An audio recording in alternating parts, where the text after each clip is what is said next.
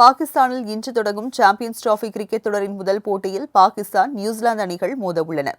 சர்வதேச cricket council நடத்தும் 9வது ஐசிசி சாம்பியன்ஸ் கோப்பை கிரிக்கெட் போட்டி பாகிஸ்தான் மற்றும் துபாயில் இன்று முதல் மார்ச் 9ஆம் தேதி வரை நடைபெறுகிறது. பாதுகாப்பு காரணங்களுக்காக இந்திய அணிக்குரிய ஆட்டங்கள் மட்டும் துபாயில் நடக்கிறது. இதில் குறிப்பிட்ட காலகட்டத்தில் தரவரிசையில் டாப் 8 இடங்களை பிடித்த அணிகள் மட்டுமே தகுதி பெற்றுள்ளன. அந்த வகையில் முன்னாள் சாம்பியன்கள் இலங்கை, வெஸ்ட் இண்டீஸ் அணிகள் இந்த முறை தகுதி பெறவில்லை.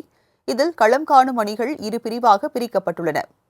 ஏ பிரிவில் இந்தியா, நடப்பு சாம்பியன் பாகிஸ்தான், நியூசிலாந்து, வங்காளதேசம் அணிகளுக்கு, பி பிரிவில் ஆஸ்திரேலியா, இங்கிலாந்து, தென்னாப்பிரிக்கா, ஆப்கானிஸ்தான் அணிகளும் இடம்பெற்றுள்ளன. ஒவ்வொரு அணியும் தங்கள் பிரிவில் உள்ள மற்ற அணிகளுடன் தலா ஒரு முறை மோத வேண்டும். லீக் சுற்றில் முடிவில் இரு பிரிவில் டாப் 2 இடங்களை பிடிக்கும் அணிகள் அரையிறுதிக்குள் நுழையும்.